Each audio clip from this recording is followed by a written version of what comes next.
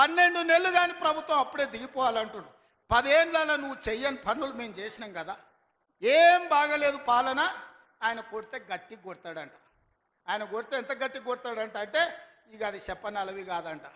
నేను అడగదలుచుకున్న మా సోదరు, అయ్యా ఆయన గట్టి కొట్టడానికి ఫుల్లా ఆఫా? ఏంది గట్టి కొట్టడానికి? ఏం కొడతాడు ఆయన? కొడితే గిడితే ఓ ఫుల్లు ఓ ఆఫ్ గట్టి కొట్టగలడు. అంత మించి గట్టి కొట్టేది ఏందుంది?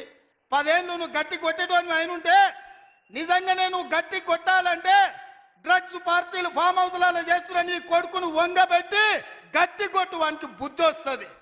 ఢిల్లీలో లిక్కర్ దందాలు చేసి తెలంగాణ గౌరవాన్ని తీసిన నీ బిడ్డను దౌడ మీద అంగబెట్టి గట్టి కొట్టు.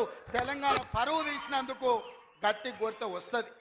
కాళేశ్వరం పేరు మీద 1,00,000 కోట్లు మింగిన నీ అల్లుని దౌడ మీద అంగబెట్టి కొట్టు గట్టిగా. అప్పుడు వానికి బుద్ధి వస్తుంది, సిగ్గు వస్తుంది. తెలంగాణను ముంచినందుకు గట్టి కొట్టేది ఉంటే నీ ఇంట్లో కొట్టు, వాళ్ళని దారిలో పెట్టు. కాంగ్రెస్ను గట్టి కొడతా అంటే మా కాంగ్రెస్ పార్టీ కార్యకర్తలు ఊరుకుంటారా? రా, ఎంత గట్టి కొడతావో చూద్దాం.